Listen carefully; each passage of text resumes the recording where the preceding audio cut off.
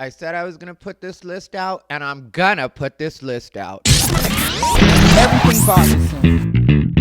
He's unbothered. He calls it unbothered, but that's what's cute because everything bothers him.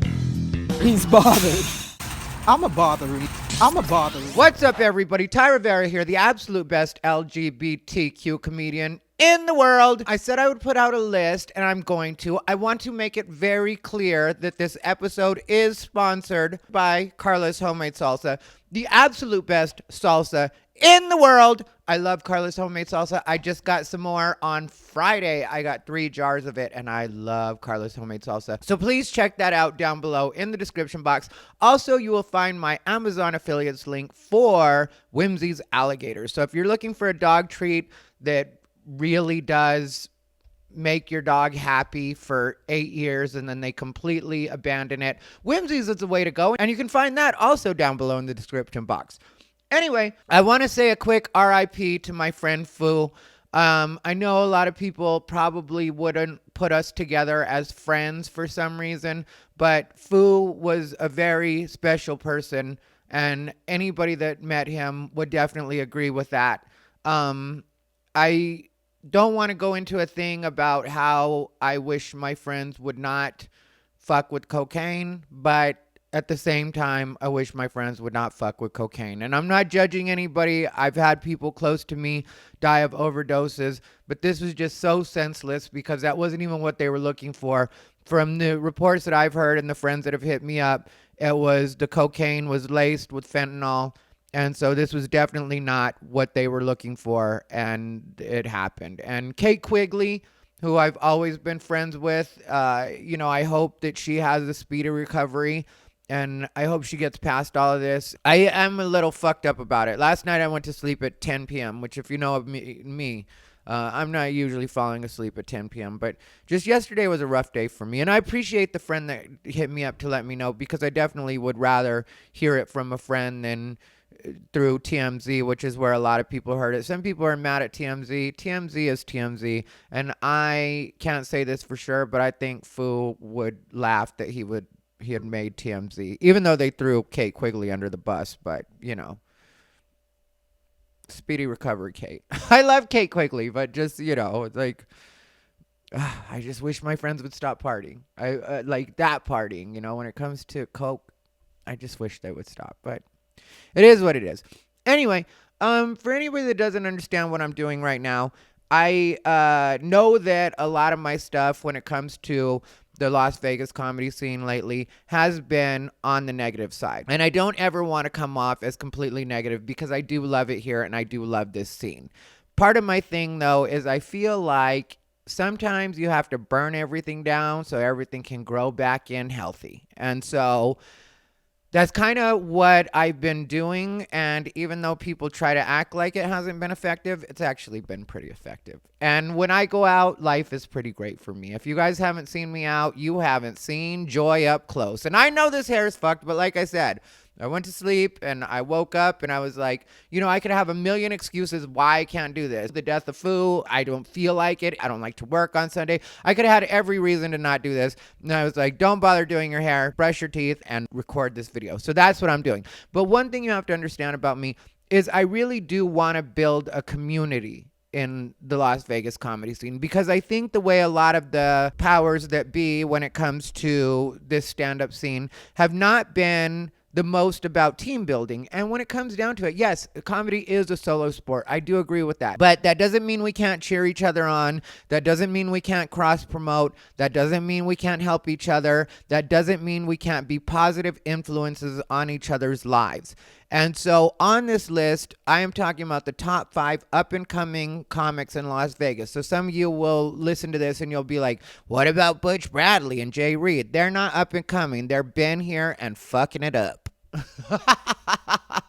They are killing it though, like Jay Reed is one of my favorite people to watch on the comedy scene, and Butch Bradley, everybody knows I respect Butch Bradley on several levels. Butch Bradley is the man. So when it comes to comics like that, there's a couple comics that are kind of, same as me, as far as where we're at right now. So I'm not going to include them on the list just because I feel like they're already working, and these are the people that I want everybody to watch out for on the Las Vegas comedy scene. And I know some people are going to judge me and be like, who's he to put out a list and say who's the best and who's not? Well, keep that same energy when you're looking at Gooch like he's Mitzi Shore because he's booking a midnight show at the LA Comedy Club. So this is my top 5 up-and-coming comics in Las Vegas list. I want to make it very clear, none of these people knew they were on the list. Nobody really knew I was going to be doing a list until I announced it 2 days ago.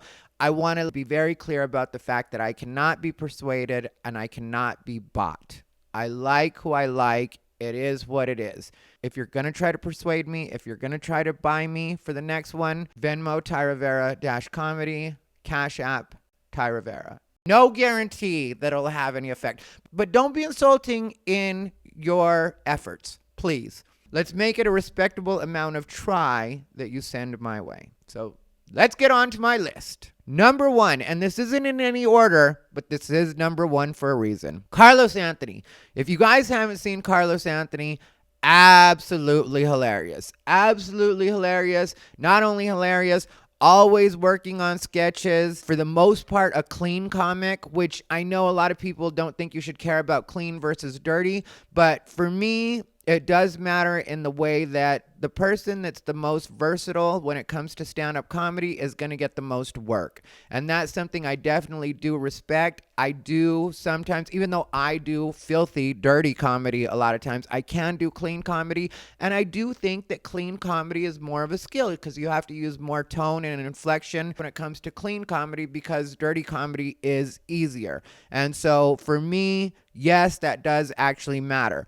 Carlos Anthony, I originally met, I think it was about a year and a half ago when he was featuring for me at Tickle Me Comedy Club. And that's where he gained a lot of respect for me because not only is he funny, but he's able to be funny when you're in a situation where things are set up against you. Because if you're not familiar with the way the layout was for Tickle Me Comedy Club, when it was at the Eclipse Theater, I appreciate them having me, and I'm not trying to talk shit about the club itself, but just the layout wasn't always the most conducive for stand-up comedy, and you would be performing for different size audiences. So sometimes you would be performing for a packed house, and sometimes you'd be performing for close to nobody, just depending on what was going on and how it was going on. And Carlos Anthony killed it in every one of those situations, set a perfect situation for me. And I really do like and want everybody to be on the lookout for Carlos Anthony. Carlos Anthony is a great stand-up comedian. And here in Las Vegas, he's already starting to get a lot of work. And I hope that continues. And I hope he gets a bunch more work. He's got a show that's starting September 25th at the LA Comedy Club, the midnight show. So September 25th. 11:59 p.m. Let's put it that way. That way you get there on the right date. And I personally will be there cheering him on unless I get booked and have to be somewhere else. But I will be there cheering him on. Maybe bring out a couple friends. If you guys can, buy tickets. I'll post a link down below. Let's do it that way. Number 2, Jordan Perry. And like I said, these aren't in any particular order, but, this is the way they came to my mind. So I guess they are in an order. Jordan Perry, absolutely hilarious. Doesn't mind getting dark. He's hustling to make stuff happen in this city. I've known Jordan Perry since LA, but that isn't why he's on that list. I want you guys to know these people are like friends with me or friendly. Most of them, I think. I think all of them. I'm not sure. I don't know how anybody feels about me. I know how I feel about them. To me, these people are friends. But my version of friends in the stand-up comedy scene, if you're wondering like how this is, it's not like my cronies. You know what I mean? Like I have my friends that are like that. But these aren't my gossip buddies, anything like that. With a lot of these people, if they even reference any of the drama that's happened on the scene that I've been talking about, they will be like, are you good? Are you all right? They'll just check in on my mental status. But I don't want you guys to think this is any kind of like group that I would like, secretly talk shit about everybody with. It's not like that. Like some of these people I talk to maybe weekly if I'm lucky, and then we'll comment on each other's stuff on social media sometimes, but not that kind of situation. So I want you guys to know, even though these are people I like personally in most cases, they're not like my crew, my homies, my squad. They're people that I want to continue to work around, though, and work with, because they do inspire me on different levels. But yeah, Jordan Perry, hilarious, doesn't mind getting dark. I had him on my Thunderbird show. He hosted the first night, the 2 shows, and he did an abortion joke before I went up, like right before he brought me up.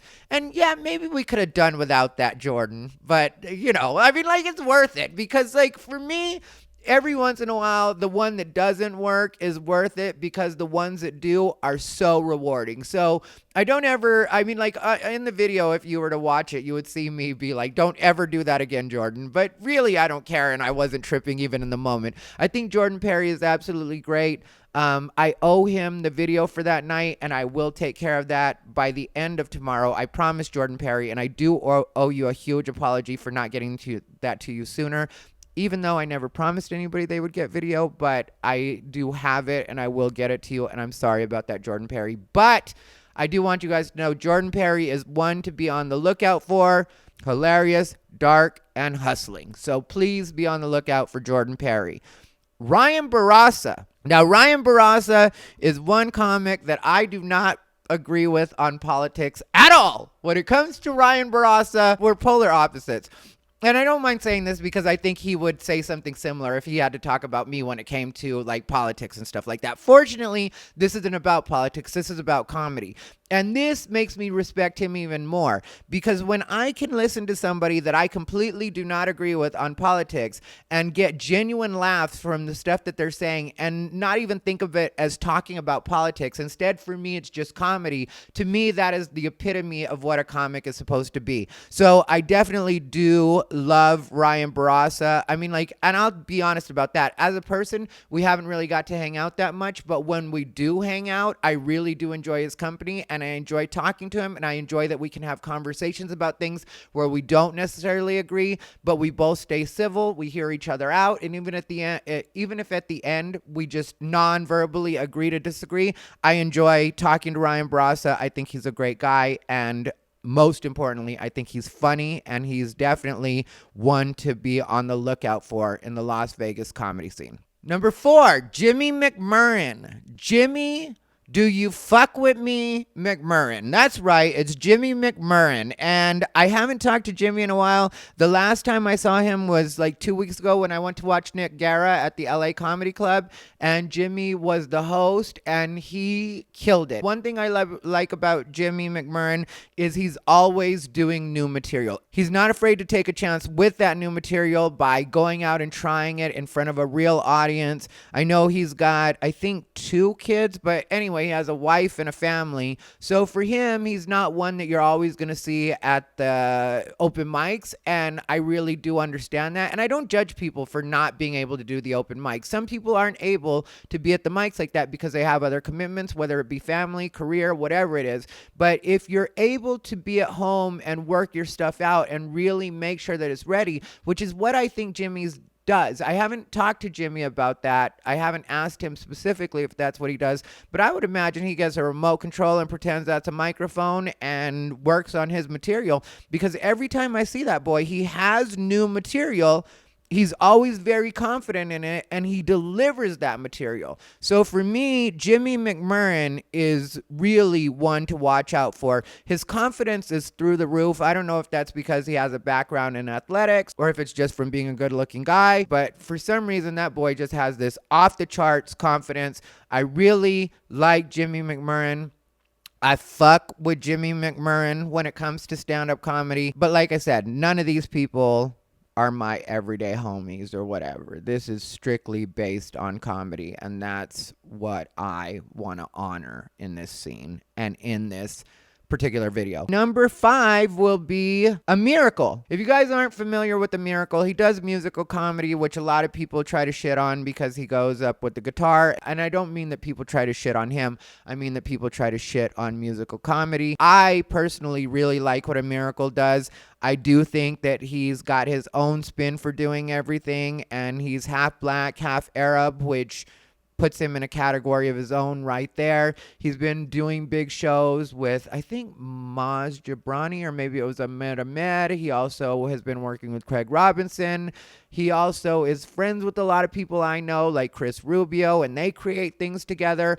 He's always working on sketches himself and different things as far as YouTube and Instagram. And I'll also put everybody's social media down below for you guys. So if you guys want to check any of these people out, you can check it down below in the description box. I'll put that first so you guys see everything before my advertisements. Well, Karla's Homemade Salsa is going to be first, but because they sponsored this motherfucker. But down below will be everybody's information. And then you'll see the Amazon affiliate links for Whimsy's Alligators, the never to be sponsor of Unbothered by Thai Rivera. So those would be my picks. It would be Carlos Anthony, Jordan Perry, Ryan Bourassa, Jimmy Mcmurran, and A Miracle. Like I said, when it comes to A Miracle, I really like what he does. I really like that he goes about his own way of doing things. I like that he's not afraid to get up at any showcase, any show, and he kills it pretty much every time I see him. He also is a hustler. I think him and Jordan Perry run a mic together, but I'm not 100% sure on that.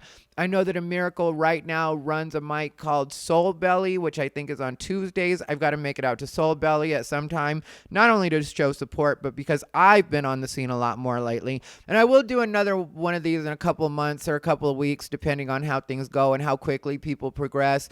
I don't have to like you in order to acknowledge that you're doing things and you're good. But if you're not original and you just like make people laugh at shows, like, I'm not necessarily going to give you credit for that or think that you're anybody. Some people will notice that there's no women on the list. I don't care about that. I'm not deciding this based on gender. If there were any women on the Las Vegas scene right now that were really making it stir like that, I would definitely acknowledge you. There are some that I can see going that way, but right now, that's not where it was, and they're not in my top 5, so step it up, bitches. If you have a problem with me not having women on this list, that's for you to step it up for, because once you're there, I will definitely shout you out. I will be your biggest supporter, your biggest champion. Like I said, there's a few that are on their way, so this isn't meant to be insulting to anybody at all. I'm just saying, if you're mad because you see no representation as far as women go, that's what it is. You'll also notice there's no Latino and no gay on this particular list. There's also some that are on their way up from those groups, but this isn't being decided off of anybody's diversity scholarship or whatever the fuck it is you think I'm going to do. I am Thai Rivera. I'm gay. I'm Mexican. I'm every woman, bitch. I'm practically Jocelyn Sharp over here. But I will not be deciding this on that type of thing. So if you have a problem with that, that's just what it is. And I hope you guys will pay attention to these comics and check them out. But these are my picks for the top 5 up-and-coming stand-up comics in the Las Vegas area, currently living in the Las Vegas area. One person that I want to check out that I haven't got to see actually do stand-up yet, that I like a lot as a person and I hear good buzz about, is Penny Prince. So definitely honorable mention to Penny Prince.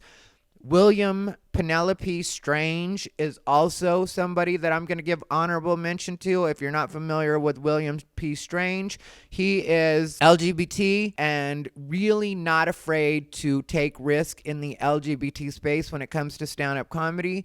I really am encouraging of William Strange. I know he's going to be a beast, and so I can't wait to see what he grows into. Like I said, not on top 5 right now, but I don't think he'd have a problem with that. William seems pretty secure in himself. So Anybody that's worried about this list and thinks like, well, why didn't I get on? And well, because you need to do better. That's why you didn't get on. So step it up. Besides, if you notice the top 5 that I mentioned, my top 5 right now, you'll notice that they're all good comics. So go out and see them and maybe study them a little bit, and you could be on the list too. And if you're still upset, then it's maybe because you're a hoe or a hater or both. Maybe you're a hoe and a hater. Maybe you're a hoish hater. I don't know what your deal is, but thank you for watching my top 5 list. Like I said, I will be doing this again in a couple of months, so everybody stay tuned. I will probably be putting out videos all this week, so if you guys get a chance, check them out. Please like, comment, and subscribe. This has been Thai Rivera, the absolute best LGBTQ comedian in the world.